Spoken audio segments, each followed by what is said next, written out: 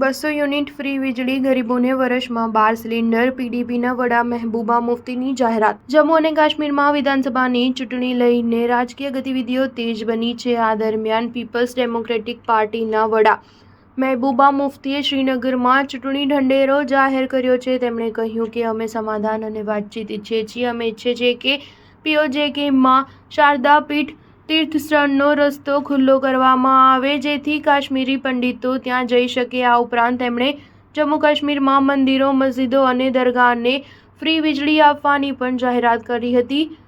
પીડીપીના વડા મહેબૂબા મુફ્તીએ કહ્યું કે અમે 200 યુનિટ સુધી ફ્રી વીજળી આપીશું। અમે પાણી પરનો ટેક્સ નાબૂદ કરવા માંગીએ છીએ। પાણી માટે મીટર ન હોવા જોઈએ ગરીબો માટે કે જેમના ઘરમાં 1 થી 6 લોકો છે। અમે મુફ્તી મોહમ્મદ સઈદ યોજના ફરીથી લાગુ કરવા માંગીએ છીએ। અમે 1 વર્ષમાં ગરીબોને 12 સિલિન્ડર આપીશું અને વૃદ્ધાવસ્થા પેન્શન અને વિધવા પેન્શનને પણ બમણું કરીશું। મહેબૂબા મુફ્તીએ કહ્યું કે અનુચ્છેદ 370 જમ્મુ કાશ્મીર અને બાકીના દેશ વચ્ચેનો સેતુ હતો, પરંતુ તે પુલ હવે જતો રહ્યો છે। ભાજપ સરકારે અલગતાવાદીઓને જેલમાં ધકેલી દીધા છે। તેઓએ યાદ રાખવું જોઈએ કે તેમના જ નેતાઓ અટલ બિહારી વાજપેયી અને લાલકૃષ્ણ અડવાણી, યાસીન મલિક, શબ્બીર શાહ અને મિરવાઇઝ ફારૂકને મળ્યા હતા, જેને જેલમાં નાખવો એ કોઈ ઉકેલ નથી। કાશ્મીરનો મુદ્દો હજુ જીવિત છે, નહીંતર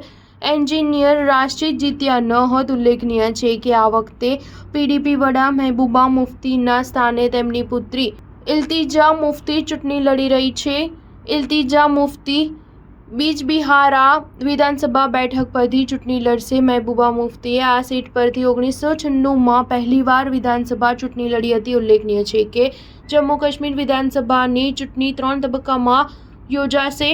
પહેલા તબક્કાનું મતદાન 18મી સપ્ટેમ્બર, બીજા તબક્કાનું મતદાન 25મી સપ્ટેમ્બર અને ત્રીજા તબક્કાનું મતદાન 1 ઓક્ટોબર થશે।